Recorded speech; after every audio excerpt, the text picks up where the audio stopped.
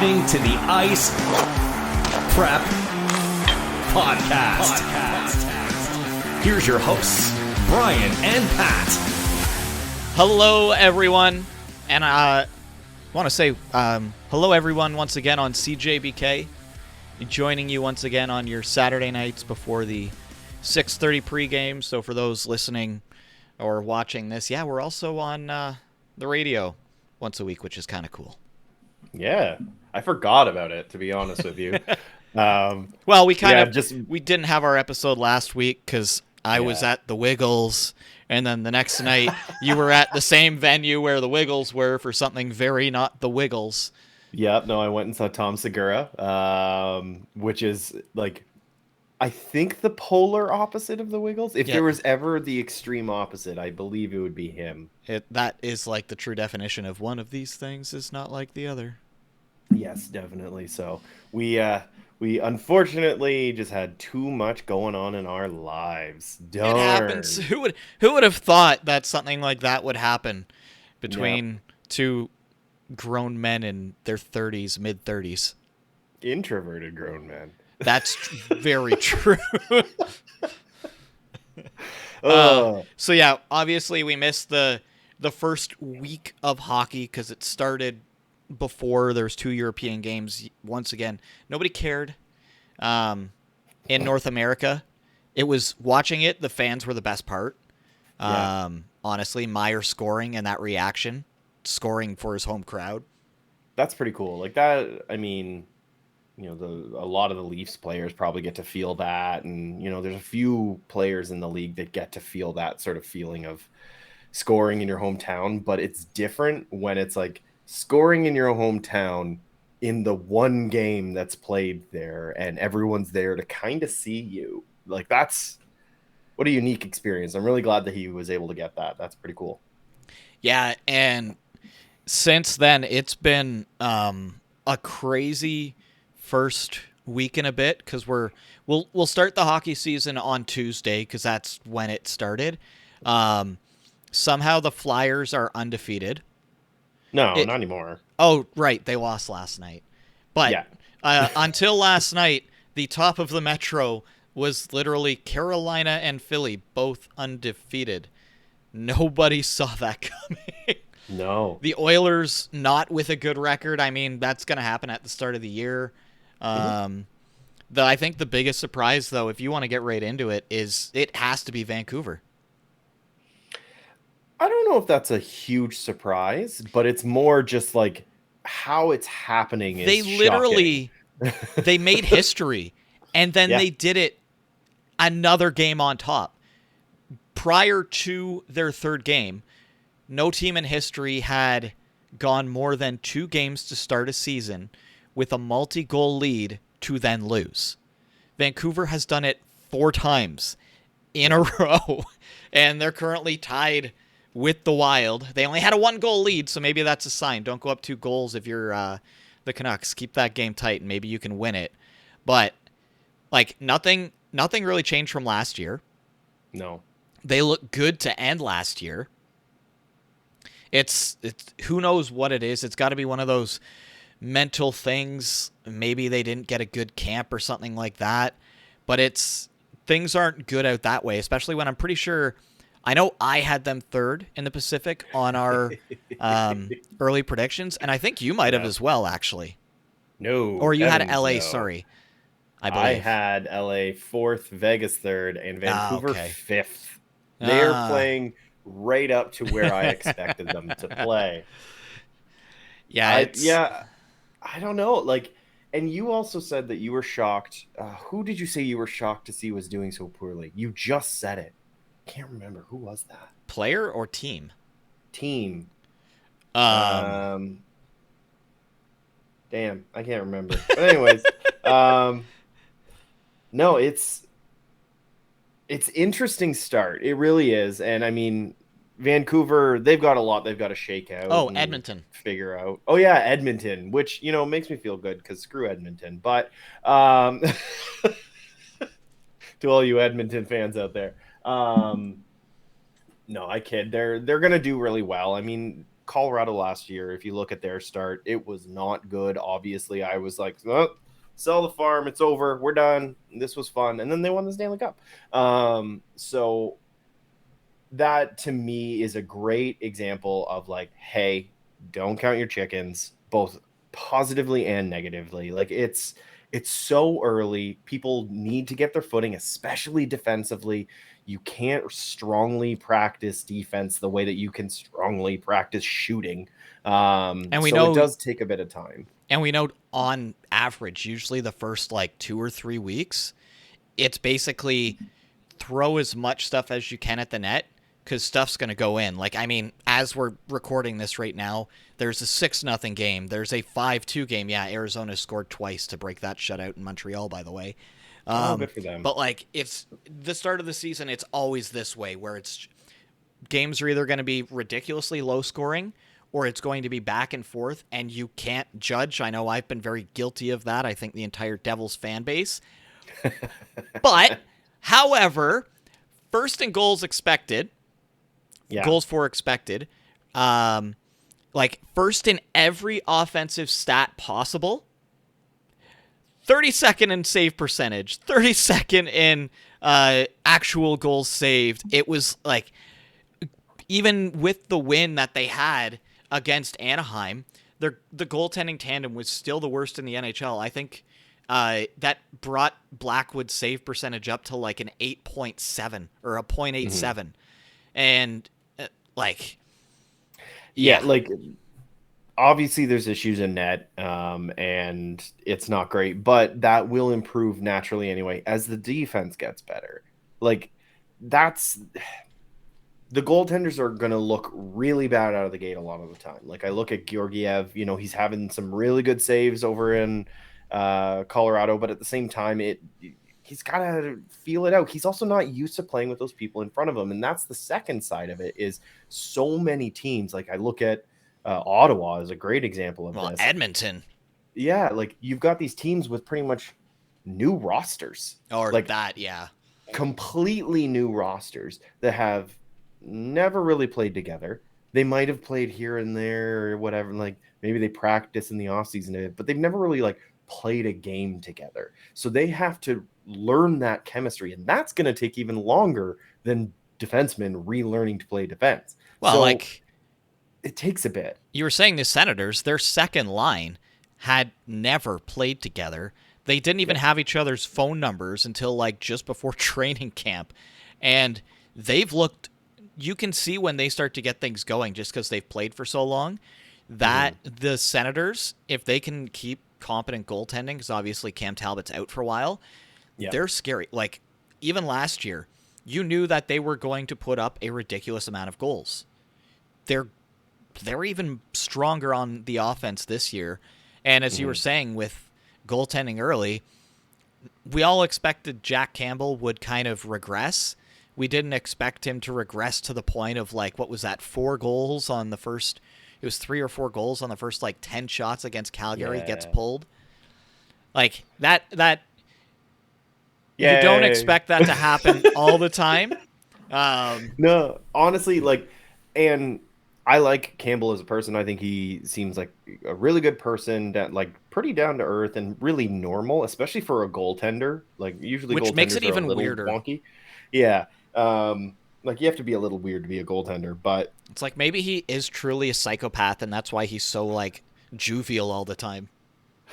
I hope not, but I just it was nice to see, and I know it sounds awful, but it was just when you're surrounded by Canadian followers, like when you're looking on Twitter, for instance, and everything is pretty much Toronto or Edmonton, and that is it. That is pretty much what the media is feeding you almost at all times, unless Vancouver loses, I don't know, 4 in a row of blowing multi-goal leads. But when that's all you see, and then all you see is people being like, well, they're winning the cup. They've got Campbell. They fixed their goaltending issues.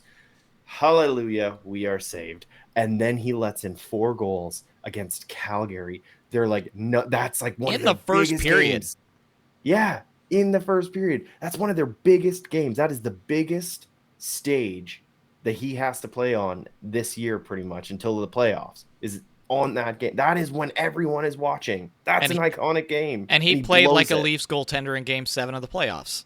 Exactly. And that to me was so important because he, like, Oilers fans, no offense, you needed to be humbled. He is not your savior. If anything, Skinner will be your savior. He is the better goaltender out of the two. He's younger. He's got better reactionary skills. And if he lets in a goal, he can bounce back. Like, he's shown that he doesn't let a goal going in ruins his game. Campbell, if he lets in one goal and then the next shot is kind of rocky, it's done. He's rattled. He's done. Yeah, yep. And you listen to a lot of people that are much smarter when it comes to hockey than us, and they kind of have Skinner in the same class as Ottinger. Is like, he just needs the opportunity, and he needs to not be given like 60 games. So as long as they're able to split, like that's the thing that Edmonton does have going for them, is the backup goaltender. And but now you're it's not. Yeah, I wouldn't be surprised. Situation. Yeah, but you just paid so much money to bring in Campbell. You just paid so much money to bring in Koskinen. You just paid so much money to bring in Smith. It's the same conversation that we've been having. You're overpaying your goaltenders and ignoring the person that should be stepping up. You should be grooming this person to get them into that role. Doesn't Campbell make more than Ottinger? Yeah. And Ottinger, you look at Dallas, and he's just killing it. He's showing how good he is. He is stupid good. I am happy to see that he wasn't just a one-series wonder. Me too. Yeah. Because in the playoffs, nobody likes when you look at the score sheet and you're like, oh, it was like a 1-0 game or a 2-1 game. But you're watching it, and it's just an unbelievable battle of the goaltenders. That is the best thing to see, and that it wasn't just that one-off, because the last time we saw a goaltender battle like that was Fleury and Quick, and that was unlike anything. And then of course Calgary just puts up a stinker in round 2, but he seems to be the real deal. You and I were talking earlier this week, and I was basically being like, hopefully this isn't the Jordan Binnington hunting move phase. Gets the contract, everything's looking good, and then but we'll have to see what happens. It looks like he's kind of shirked that a little bit. I mean, it's a different situation. They brought up Binnington midway through the season, and just all of a sudden he was like, hey, don't worry about it. I'm a god in net. Well, didn't Ottinger only end up because Dallas literally went through a bunch of goaltenders from Bishop had to retire. But yeah, it's... And then, what was it? I almost said Habibulin. That's very wrong. Khudobin, and then also Holtby. So just pretty much all the knees and all the groins, all of them melted, and then Wedgwood was the other option, who's a good goaltender, but for a very limited amount of times. Yeah, he's a backup. He's a great backup. That's a perfect backup goaltender. When he doesn't play in New Jersey. Yeah, you can put him in for 20 to 30 games a season, and he is going to win probably 50% or more.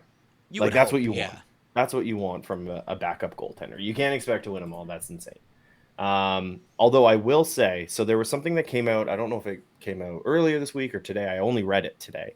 And it was an interview that Tyler Seguin had. This was you sent it to me, and I was seeing it everywhere. Like we kind of knew things were off in Dallas. I mean, nothing was right in Starland ever since their coach was let go. What was that? Pre-COVID, I believe. I think so. And then it was the backup it was the assistant coach who is now the coach of Winnipeg. Yes, Rick Bowness. Bowness, thank you. I can never remember his name. So in the interview, Seguin flat out said, we were stuck in the mindset of defense. Like, that was something that they were struggling with, and he fully admits that, like, he was watching the playoffs, and he said that he was watching what McKinnon was doing and the back check and just focusing on both sides of the ice. And he said, I want to do that. I can do that. Let's do that. And you can tell there's been a shift. at least out of the gate, they look really strong. They look like a rejuvenated team, and they didn't add much, but it seems that the switch of the coach was right. Well, I That's think one of the it's first times I've seen an impact of a coach outside of like Marty St. Louis that's been like, whoa. well, I it's that, and there was also Miro Heiskanen was asked about what it's like not having Klingberg there anymore is like the big piece, and he's like, we don't have to just dump and chase all the time now. We can actually go in, because it seemed like between Bonus and Klingberg, they were very much a dump and chase mentality. And that's not what that team is built to do when they have some amazing puck carriers. Holtz, Robertson, Sagan, and even he had said in that interview that you were referencing that I haven't been able to play basically in the way that I was paid to. He was given that big contract for being a dynamic offensive player, and he was basically told to play like he was a New York Islander. Yeah, and that's just, it's a waste. It's a waste of your talents. But I'm glad that you did that segue into the Islanders. Oh. And that was the team that we were talking about earlier, and you said, how come all of these analysts are saying So this is the Islanders are this is going in? Just before we started the podcast, I was sitting down eating some terrible dinner. I had the Devils Islanders game on my TV in front of me and just watching them play, and they are not the same team that made it to the Eastern Conference Final back-to-back years. Well, no, they've got a lot of the thing. same players. They are the same team. I think they've been figured out. That's the thing.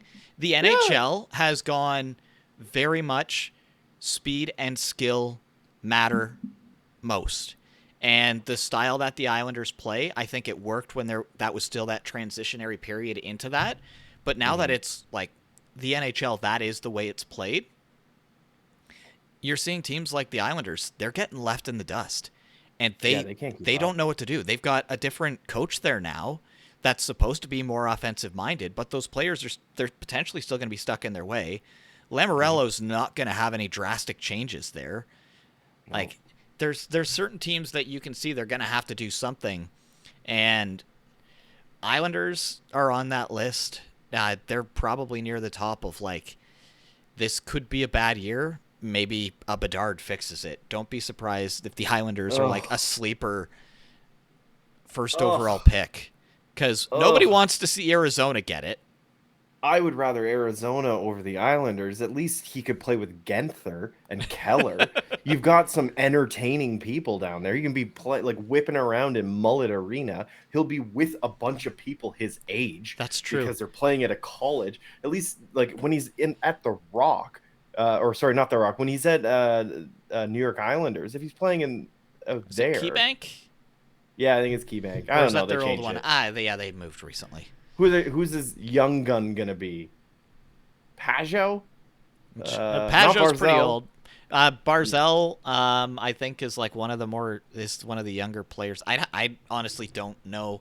I would have to look that up. like, ew, that would suck. I would be bummed as Bedard if I went to the Islanders. I'd be like, oh man, I'm going to even the word ladder of the New Yorks. That would be the McDavid. Edmonton gets his rights all over again. Those that he sees it and you can tell that he's been trained to be like very stoic, and you just see it on his face, and then it snaps back into being neutral. But the way that Bedard is, so this is obviously way in the future. Just seeing his personality, he's swearing at guys on the ice. He's cocky as all hell. I wonder if he would pull a straight up Eric Lindros if it was like the Islanders got the first overall pick. He's like, I'm not playing for you. Trade me somewhere else. Him and Lou? Are you kidding? Lou Lamoriello versus that? I would pay to see that UFC fight. Put those two in a cage. Bedard would versus lose. Lamoriello. Yeah, but even still, like Lamoriello is just the most friggin' Melba toast man in the world. He just no beards on my watch. What the hell is wrong with you? No fun. play the most boring type of hockey you could. How do Oilers, it's the same colors. How do Islanders fans tolerate that type of hockey? It is because they tailgate before every home game. It is so boring. It's so boring. I can't believe you tried to watch a game. At least New Jersey's entertaining. I remember I watched the game that they played against Colorado, and I turned it off. Not because Colorado was losing. I don't know who won. I don't know who lost. I was so bored, I think I fell asleep. They're boring. And, like, they don't do anything. And Barzal, like, he should be better than what he is, but he's on a team that drags him down. Just get rid of Lou, liquidate the team, start from scratch. Boring. That's a good way to just get away from the Islanders. There's a lot of lists that you look at, though. They're slated as a top tier team. They kind of have the pieces, but I think I know it's early, but they've got to do something. They can't keep doing the same thing over and over and over and hoping for different things. Like, everyone keeps saying the Leafs are doing that. No, they're not. They added a whole bunch of people in the offseason. They're working on their third and fourth lines. They're working on their goaltending. They're working on their defense. You can see it. The Islanders brought in Romanov and signed a whole bunch of old people. Like, that's it. What the hell are you doing? You can't expect to do better if you add one piece. Yeah, that's one of those ones that if we're wrong on, I will be very surprised. Yeah. I don't even remember where I had them slated on my my rankings. I'm pretty sure I might have had them against the Devils. Wow, I had them up at 4th. I had them 7th. See, I think that you had that one a lot closer, I think, to what reality is going to be. But, yeah. The most heartbreaking news is Game 1 for Columbus. Oh. Just before the game happens, Patrick Laine says for every goal or every point that he gets this year, he is donating $1,000 to a local charity, which needs to happen more. More people need to do that. That's a fantastic thing. They make so much money. I think that should be Malkin's doing $740 per point or something like that. Whatever his number is, I can't remember what his number is. I saw him come out with that. But more people need to do that. That's such a great idea and such an easy way to give back, especially if you're like Lyubushkin, who's going to get like a point. I'll give $10,000 per. Imagine if Matthews was like, I'm going to give $10,000 for each goal. Yeah, he doesn't make that much money. Come on. Even if he scores 50 goals, that's nothing. $500K? Yeah. Yeah, his contract is over 11. Yeah. Yeah, you're not wrong. And he would get so many sponsors that would be like, we'll pay it instead. Yeah, true. Or we'll match. Actually, that's a great idea. Anyway, the marketing side of Pat was just like, ooh, ideas. I know. I'm sitting there. I'm just like making all the notes. So Laine announces this just before game time. Then he goes out, scores the first goal. Huge. Looks awesome. Amazing. Looks so good. And then he gets hit into the boards funky and messes up his elbow, and he is now out for many weeks. That sucks for the charity, and it sucks for hockey, let alone the Columbus Blue Jackets, because the fact that we only got to see a short amount of time between Gaudreau and Laine, and we ripped the heck out of Columbus when we were talking about them, that line should be scary. It should be ridiculous to watch. Like, they're playing the Preds right now, and they managed to bring the game back. They were down 2. Gaudreau got his 3rd. He is kind of showing a little bit that what we were saying, he needs this and that all around him. He's playing well. But without Laine, I don't think the Blue Jackets are the same team. No, because he brings in more than just the gameplay. Like, he brings in the media. Like, the amount of people that share his photos when he comes in because he wears ridiculous suits, because he hates wearing suits. He's a walking meme, and it's the best. Yeah. So it just, without him on the ice, it sucks. So I'm hopeful that it's a speedy recovery. There's no need for any surgery or anything on top of what he's already had to do with it. And he's able to be back on the ice because, like you said, hockey is better when Laine is playing. Yes, very much so. Yeah. So another thing that we can talk about, we never really touched on it, obviously, once we got near the playoffs last year, season 1 of Ice Prep Podcast, but something that we talked a lot about during the regular season was team jerseys. And obviously on Tuesday, the reverse retro teasers come out, and it's the exact same teaser for every team with just slightly different colorations on it. And then I'm going to go on a rant. Oh, okay. Because you brought up the whole marketing thing, and I am going to go on a marketing rant. What a colossal F up. I am so sorry. Who in their right mind thought to themselves, okay, we're going to tease it and then release it the next day? And they're like, yep, that's perfect. And then some idiot from the back goes, what if we teased it twice and shared really no new information in the second teaser on the same day? But we tell everyone there will be a teaser and then a better teaser later in the day. A reveal teaser. And they're like, oh, so we'll show some of the jersey. And he goes, no, we won't show anything. We'll show people wearing the jerseys, but they'll be like, will be blacked out in the shadows. You won't be able to see anything. They're like, oh, okay. But we'll release photos that are close up like we did last year of some of the details to give people a little bit of a sneak peek. No, we won't do that. We'll do the one teaser and then the other teaser that we show nothing and then make everyone wait.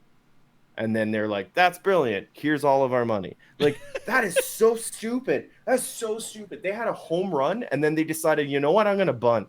Like, they just, it pissed me off so much seeing it. And I was just, it was just perfectly wrong. So that is just me being it was angry about something that, yeah. Well, they anti-hyped it. That was the bigger issue, is everybody was so hyped to see, okay, we're going to get like a slight look, as you said, the close-up, and nothing.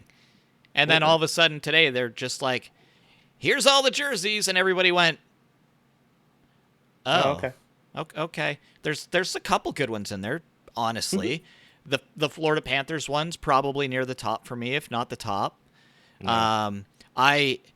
I didn't like it at first, and then I fell in love with it. I think the Montreal Canadiens jersey, I said this to you in a message, that jersey could end up becoming iconic, and we will see it everywhere.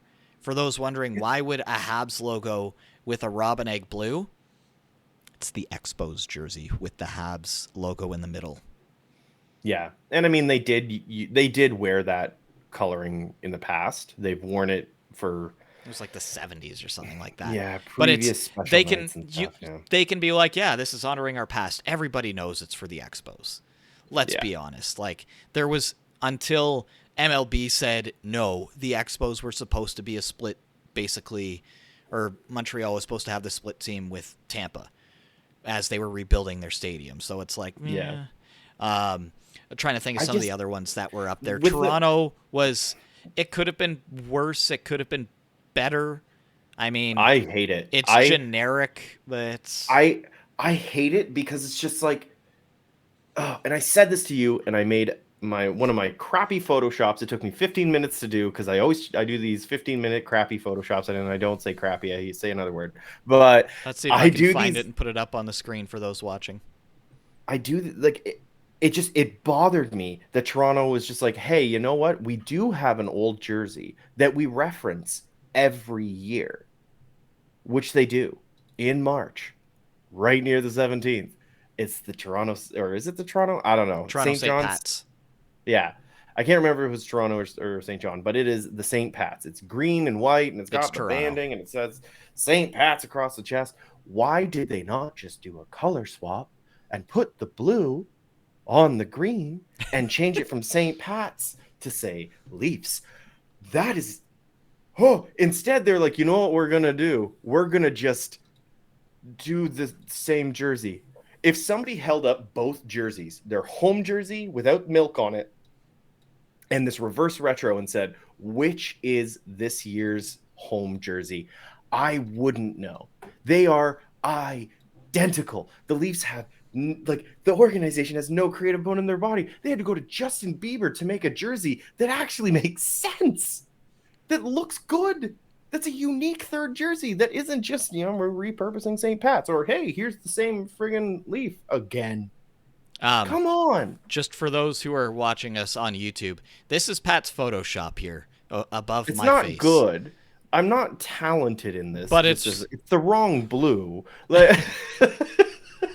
But yeah, it's they had the chance to hit it out of the park. I mean, I've seen some. It's not for people like you and I, Pat. No. Where did I see a lot of praise?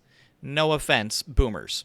They love it because it's the old logo that they know. But the whole thing is supposed to be like a reverse retro. They're like, retro. There's some teams kind of nailed that. Others didn't. San Jose, my favorite, nailed. Yep. Absolutely nailed theirs. Basically taking the seals. Yeah. The California Seals. And then having it say Sharks instead, which looks great. Kraken, huge whiff. Again. I mean, fire their entire marketing team. I'm sorry. Holy. How do you mess things up this much when you have like one of the most decorated producers in Hollywood history as one of your major owners? Like, do they just not listen to any of his input, or is this all him? Like, they should have done Seattle Supersonics. They should have taken Supersonics colors from old NBA times when it was like the green and the yellow. They should have just embraced other Seattle. Like, that is a retro that people love. They love the Space Needle. They should have just put a Space Needle in the middle. Do what Toronto won't do and put their friggin' tower in the middle. Do something. Something. They did nothing. They pretty much did what Vancouver did last year, where they were like, we put a gradient on it. And it's like, oh, cool. Good for you. That means nothing. They're like, but doesn't it mean something? Speaking of Canucks, when I originally saw the teaser, I was like, hey, that's great. And then somebody was like, that's literally the Abbotsford logo. So they're literally wearing their AHL jersey, which, hey, neat, but let them wear their jerseys that they make for all their awareness and specialty nights. Let them wear one of those instead of one of the reverse retros, and that would be amazing. Like their was it the Diwali one? Looked that one was phenomenal. That is like the best Canucks jersey I've ever seen, and instead they're like Abbotsford. They won't even do the black, gold, and orange skate. Do that. Well, do that in the current Canucks. They have that as the third, I think. So they've got that anyway. But if you look at Colorado's third or reverse retro and their third jersey, they're pretty similar, except for it just doesn't have a triangle and they changed the colors. So why don't they do either the current Canucks logo, the C with the orca coming out in the black and gold and whatever orange and everything, or they do the skate, the weird liney skate looking thing in the current colors. That's how you get around it. That would be amazing. And that would be a true like reverse retro. That's what it's supposed to be about. Some teams miss the boat, like Sabres. Good idea. You've got the bull slug back. Killed it. But they killed it. It's great. I love it. I'm going to buy one. The issue for me is that I love it so much more in the black and red that I'm just like, it's so wrong. Because they did it proper, because it's the old logo, the current colors. Carolina basically just went copy paste from their other jersey. Awful. If there's one team though that I think won beautifully on what a reverse retro should be, it was LA. Yeah. That's perfect. They took what used to be straight purple, they made it white. They've added color all throughout. You've heard me talk about this before. Purple is a color that is not seen enough in the NHL. It looks so dynamic on the ice and on TV, and there's some that doing it right. I mean, I'm not sure if you remember when they first came out with their Chrome Dome helmets. Everybody was like, "This is the dumbest thing ever." You and I jumped on it right away, being like, "This is amazing! I can't wait to see it more." And now they wear it with the old Gretzky crest. Oh, And everybody's so like, good. oh, that looks really good. And especially when they And play then, Vegas and Vegas is wearing their gold helmets. Like, well, I watched the game where it was LA versus Vegas, and I think they were at home, and they were wearing the OG Kings jersey, which is and such a better logo. it's the perfect logo, but it also in the silver, it's sparkles. So it's like shimmery shiny, and then they got the chrome dome, and they got shimmery chamois all over their arms. And then what's this? Oh, here's Vegas with their shimmery shinies and their shimmery shinies. And It was Vegas with like, their third jersey now, which glows in the dark. yeah, it should have been Tampa. Wow, Tampa had the chance to do good, and they whiffed, in my What are you opinion. talking about? That's so And good. the arms just look so stupid. It's chaotic, and I That is love it. true. It's so stupid. It's the worst jersey, which makes it so good. Well, I think The one between that Tampa and Columbus, both look like it's a knockoff jersey that you ordered and it didn't show up like you expected. I do have to say, out of all of them, my least favorite is Calgary. That's bad. They had it, and then they decided that like really weird stripe cut. They had piece, it. It's a C on black. That That's should just that's be not their a third jersey they've jersey. like done though. That's the thing is everybody has wanted. It's like the Devils. Everybody has wanted the black jersey. Yeah. Well, we've got the jersey now. Um, speaking of, a lot of people like the Devils. I do not. They I could think have. fair. They should have made the red logo color match instead of having it seem really out of place. Yeah. Colorado and New Jersey have the exact same color scheme because the Devils were going with the Colorado. Why can't I? Rockies. Yes, Rockies. I was like, that's the baseball team. Yep. They were matching that, but then they've got like the current crest on it, but the circle is the orange or blue. I can't remember instead. It's just had they color matched the red NJ logo, I think it would have been a better fit. Yeah. Jay Fresh did a survey, and there was 2,000 people who responded. In So like 2 hours. yeah, so a pretty good sample size. As a person that works with data, like getting 2,000 responses, that's pretty great. So the fact that he was able to do that in no time, and not only that, but also just like calculate and create it, and yeah, guy's fantastic. Anyways, he did a survey, and the number one top voted, number one and two, I remember off by heart because they were my one and two, and it was LA at the top, and number two was Pittsburgh Oh because they well, went to the Robo Penguin. yeah, And the just Robo Penguin, classic the symbol. the Yeah. the Yager Lemieux logo. That's one that I think Pittsburgh knows is beloved, and they just bring it out on special occasions. Yeah. And yeah, like I hate It's great. I hate the Penguins, but that logo to me, it just brings me back to like playing old NHL games as well. Yeah. No, they again, that's the nostalgia. The two of them hit they had the brief and they hit the brief. Plain and simple. What's reverse retro that people will buy? I These hope two. that the NHL takes or Adidas takes a few years off from it. I would Mhm. love for them to be just like, let's do a color splash year or something crazy like that. Yeah. Like they've done the blackout jerseys. They've done reverse retro twice now. For the It's one All-Star game, they basically made everybody's jersey completely white. Like the logos were just like the crest, everything was white. I Yeah. would love like look at what we're if you're watching all around where I am right now. It's the 80s like vaporwave style. We've been begging Florida to do that. The Miami Heat has done it and they look amazing. I The would love Padres. Yeah, I would love for the NHL to basically be like, okay, let's do something that a lot of the hockey fans aren't going to like cuz they don't like change. Look at the city. Let's do So colors that they've never seen. so and like colors that are not normally used for the team. So I look at the City Connect jerseys and City Connect pieces that were being made for MLB. One of them was the San Diego Padres, which is usually like a brown and a gold. They went mint green and hot pink and like very, very different colors. You look at Colorado, their jerseys were so good.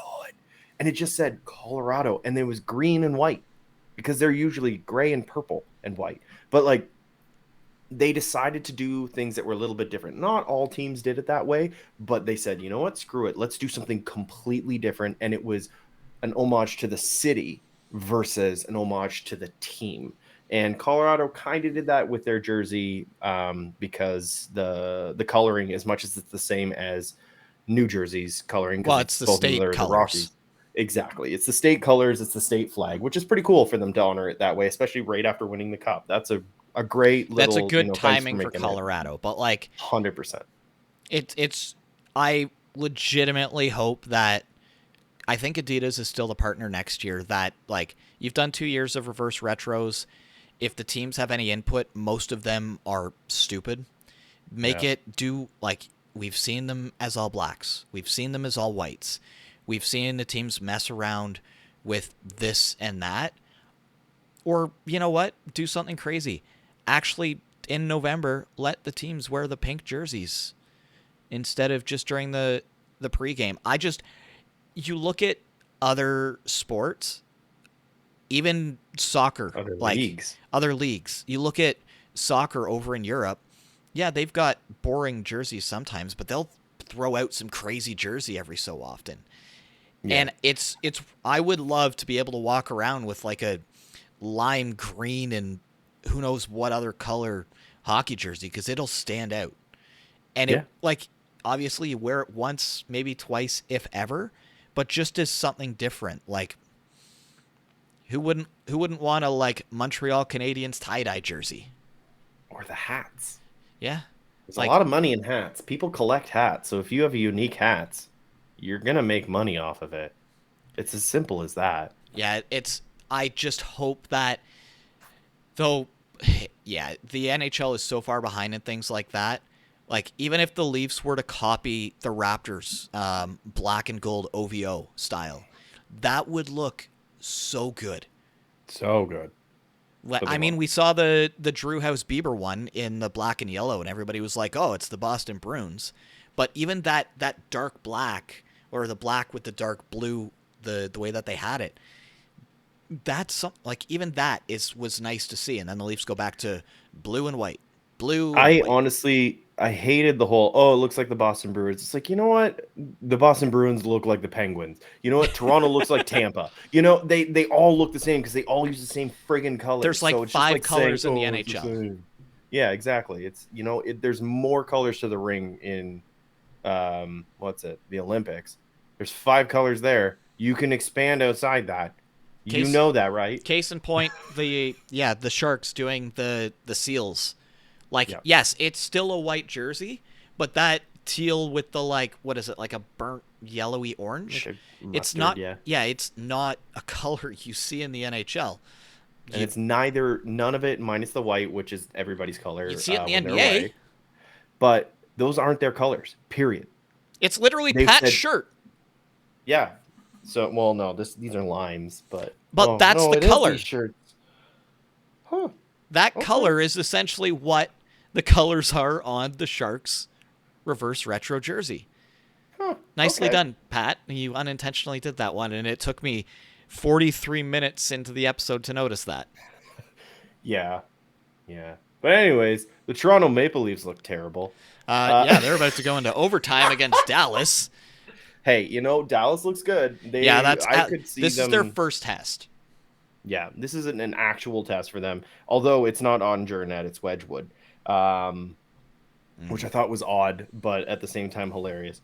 Hey, look at that. Sagan scored. So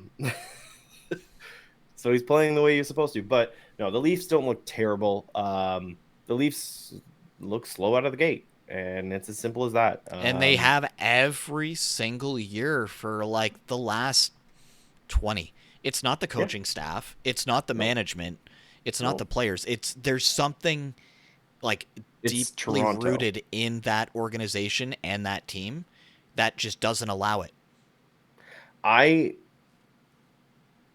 saw somebody say that Toronto fans do not deserve Mitch Marner.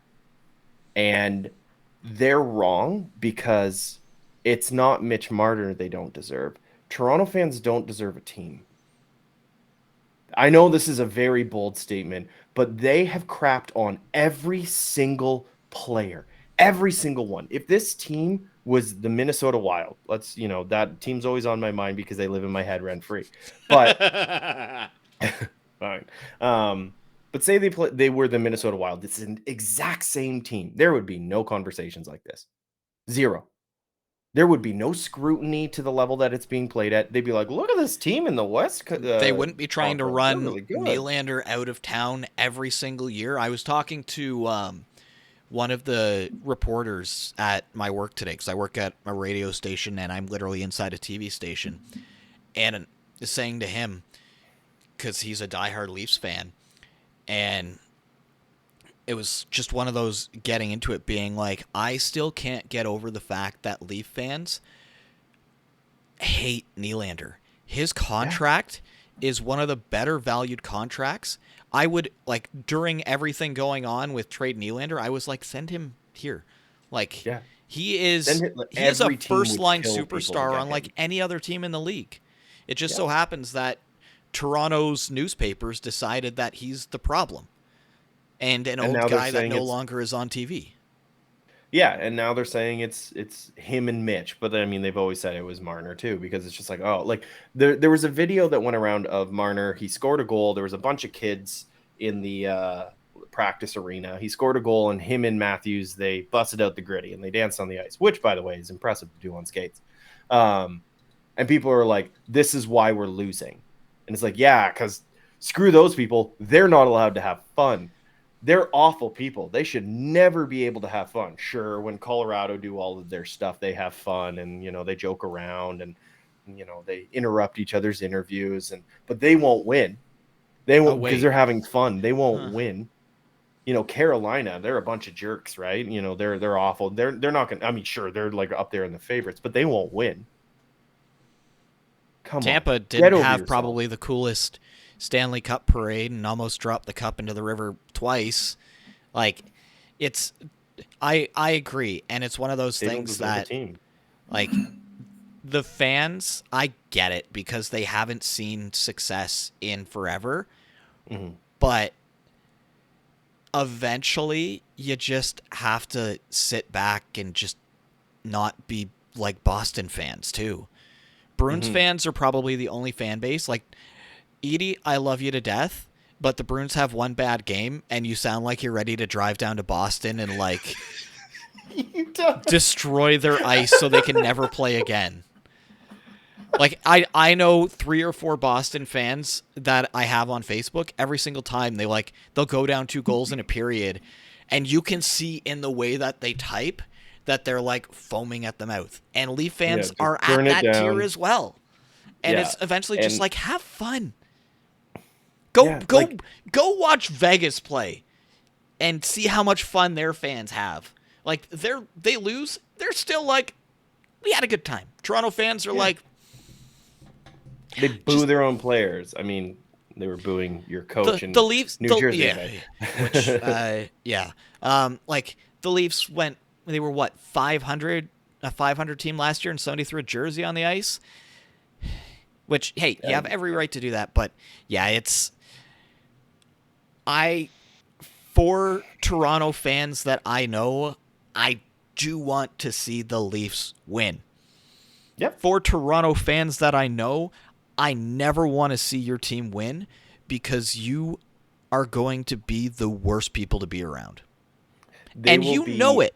The worst, like, they are going to rub it in everyone's face, like, Colorado won, and the only people that I rub it in their face is St. Louis fans because they were racist.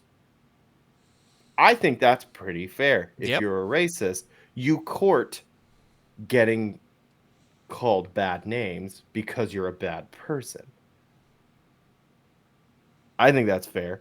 And not all St. Louis fans. We're not going to say, like, I know a couple St. Louis fans, and I was just like, it was tough. It was a good, like, they were the only team that put up a good fight until Tampa. Like, things like that. There's a friend that I work with.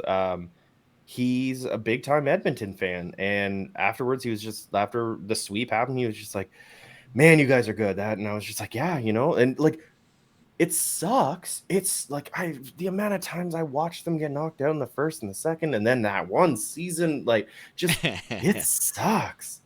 Don't get me wrong.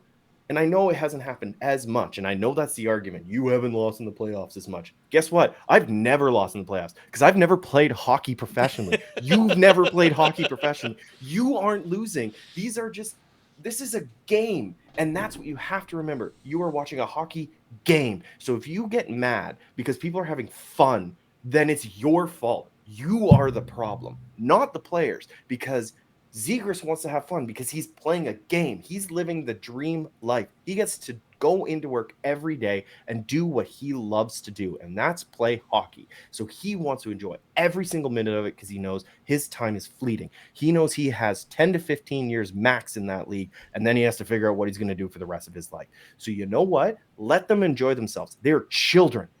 They're kids. Some of them, yes, but yes. A lot of them are kids. Like the ones that they're ripping apart, they're kids. You are literally verbally assaulting children. Boomers that potentially might be listening to this. People that are like between like 40 and 60. If for some reason you're listening to this podcast, I'm sorry, but I'm kind of awful. But at the same time, you can't. That's like yelling at your son or your daughter or at like your cousin, your niece, whatever you want to, like yelling at them because they're having fun.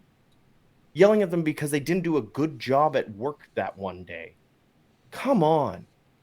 Like, get over yourselves. It's a friggin' game. We obviously love it. Obviously, we're passionate about it. But at the end of the day, it's just hockey. Get over yourself. And not to pile on with that, but it's probably a lot of the same crowd that are fighting in their kids' stands at games, or berating the 10-year-old ref or umpire at soccer or baseball. It's like, if I ever become that, please just like kick me in the nuts. I'm being serious. Like, I used to ref soccer when I was growing up, and I had chairs thrown at me. I had somebody try and swerve and hit me with their car when I was riding my bike home. And these were under 10. These are children that the soccer game, they moved with like 15 people on the field, even though there's not supposed to be that many around the ball. They all moved around in one giant clump while the goaltenders picked, daffodils and dandelions. Hey, and I've seen my son do that at soccer. And there's people who would get mad at me because I wasn't calling like somebody getting tripped, and I was like, they fell over nowhere near the ball or another person. What are you talking about? And like threatening to kill me and all it's the reason that I stopped doing things in sports, because the fans and the people were just awful. Don't be that person. Like, have some humility and some humanity and empathy. These people are like literally like, they're trained SEALs. They're being paid a lot of money to do your bidding. So, like, cut them some slack. This is a big stage that you wouldn't be able to perform on. You would crumble. So why is it okay for you to yell at them? Random person who's listening that may not be a dick. I mean, we've all sat there and yelled at the TV. That's different. But, like, we'll get away from this because we're diving deep on it. I'm getting heated. We're getting near that hour mark. I will say this. Okay, I'll give you this. Then I have two things I want to say. One last thing before we leave the topic of the Toronto Maple Leafs. Congratulations on their overtime win. That's what I was going to go to. Congratulations to Nicky Bob. Nick Robertson getting pulled up because they have a little bit of space with Matt Murray out. He scores 2 goals. Good for him. What a way to say. The game-winning goal. His brother on Dallas did not score. Yeah, so and the other one cool that I was going to mention is Devils' nice 4-1 win over the Islanders. Which is good to see until it was in the last like minute and a half, or I guess close to. The Islanders had the net pulled, got a goal, but Devils, kept them very low shots. I guess that's how Yeah. we make sure our bad goaltending doesn't cause issues, is only let them shoot like 20 times. So, Yeah. yay. This is normally where I would play the sound for it, but it's not on this computer. Games of the week. Brian. Get your crap together. Oh, let me get my DJ air horn. You all talk right. about yours. I legitimately do not remember what our games of the week were before, because that was 2 weeks ago, and at this point, it does not matter. So because, just for those playing at home for the first time with us, we record this Thursday night, so we pretty much put the limit on games of the week from Friday until Thursday. So there has been times where the day that we're recording, Yeah, I guess so. that sometimes it works out that way, because we don't want to be recording and then that's like the best game of the week. Yeah.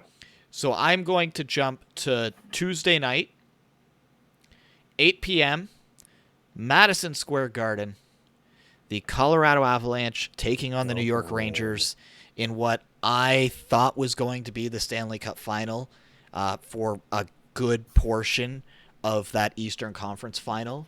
And Yeah. I think that series... That'll be a hell of a game. Yeah, and of course, Avs fans very sad that their captain's going to be out because he had to have surgery. But as I said to you, literally the time he comes back, it will be the best trade deadline acquisition that the Avalanche do. So, because who did they get from Montreal last year again? Some guy that they signed for multiple years. I legitimately can't remember his name. Oh, I thought you were being No, I can't remember his name. Arturi Lehkonen. Yes, he will be a better pickup for the Avs at the trade deadline than Lehkonen was. So that it sucks that he's out, but Avs against Rangers, the Rangers, they are still the same team they were last year in my mind. Better, though. If Shesterkin has an off night, they cannot win. Case in point, the Sharks got their first win of the year tonight against the Rangers with Shesterkin in net. So if Igor, I hope he's playing a great game, because I want to see good hockey, because we've seen him when he gets rattled, he struggles. So that's my game of the week, Tuesday night, 8 p.m., Madison Square Garden. In my notes, it says abs, not avs, because I hit the wrong button. It's right beside each other on the keyboard. But Sagan isn't playing. There's no abs on the ice. All right. Whereas mine is gonna be, I'm gonna do a little special shout out to Monday. Monday has a lot of really good matchups. You've got Washington, New Jersey, Toronto, Vegas, Dallas, Ottawa, Edmonton, Pittsburgh. Those will all be very good games. Blues and Jets, low-key could be good. Yeah, they're all very similar talent-wise, and they all should be interesting and just good hockey.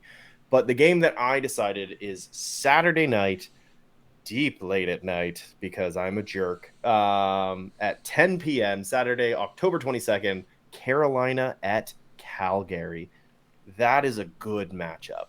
That will be a very interesting game. I think that could be potentially a precursor to a Stanley Cup matchup.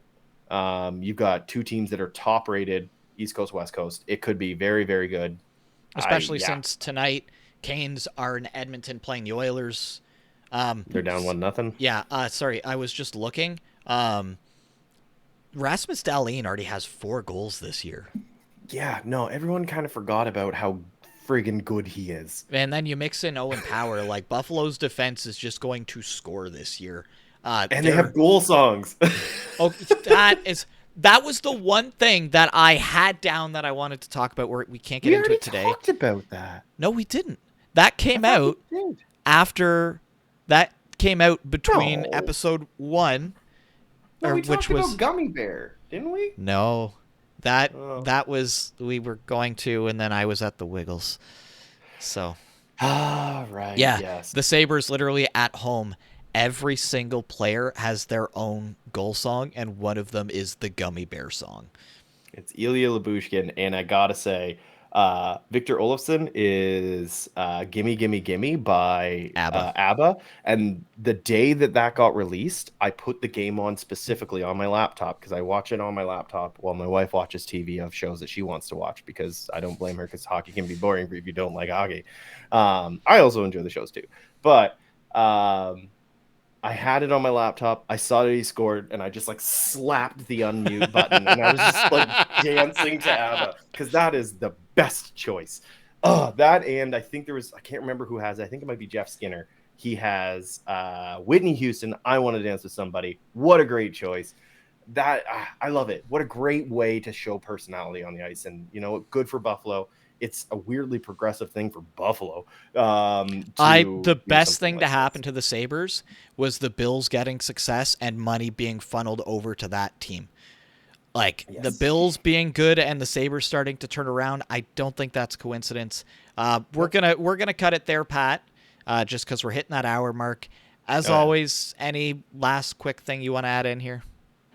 Not too much, I don't think. I don't know. I usually shoot from the cuff with this stuff, so here we go. No, a lot of the time we talk about mental health.